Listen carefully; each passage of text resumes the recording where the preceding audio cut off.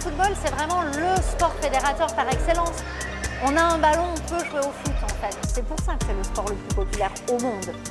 Ce qui est intéressant dans le monde arabe, c'est que tout de suite, en fait, quand le sport est arrivé, notamment par les colons britanniques et français, la population locale s'est appropriée ce sport comme un moyen de se retrouver aussi ensemble.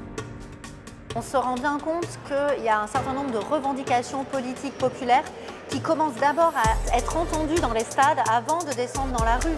Ça a été le cas pour les printemps arabes et aujourd'hui encore en Algérie, dans le monde arabe, ça va permettre aussi à beaucoup de pays, à beaucoup de populations d'avoir des revendications politiques parce qu'ils vont se retrouver tous ensemble. Et ça, c'est aussi ce qu'on montre dans l'exposition.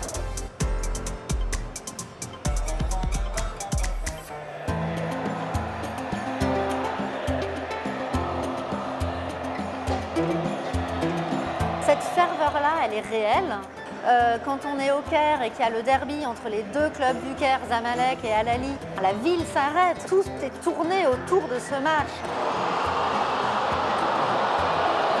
C'est absolument incroyable de le vivre une fois dans sa vie. Parfois, on peut se dire qu'on est un peu frileux en Europe par rapport à cette passion très claire des supporters dans le monde arabe.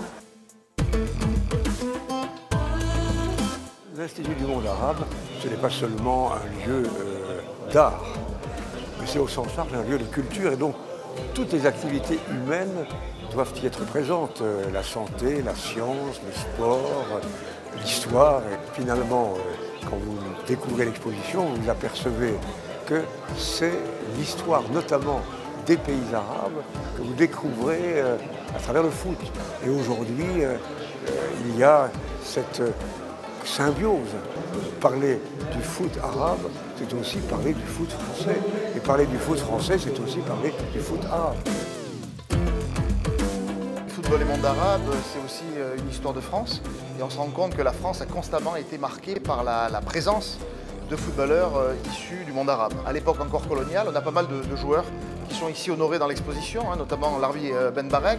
Quand on rentre dans l'exposition, on est confronté à Larbi Ben Barek, sorte de figure très connue en France, qui quelque part inaugure ce qu'on verra plus tard, c'est-à-dire évidemment les joueurs issus des générations nées de l'immigration, et en particulier Zinedine Zidane, qui en est un des plus illustres représentants.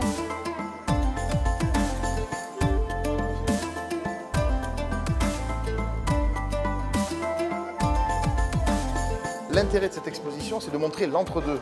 C'est de montrer comment est-ce qu'on peut être footballeur d'ici et de là-bas, comment est-ce que finalement le football dans le monde arabe est un football qui invite véritablement à des passerelles. Et d'une certaine manière, ça crée un enchevêtrement qui fait que le football est une manière originale et parfois un peu décalée de montrer le monde dans lequel on est, c'est-à-dire un monde complexe, un monde de va-et-vient, de circulation, où on ne sait pas trop pour qui on est là dans la passion, on est là dans quelque chose qui est de l'ordre de l'engouement.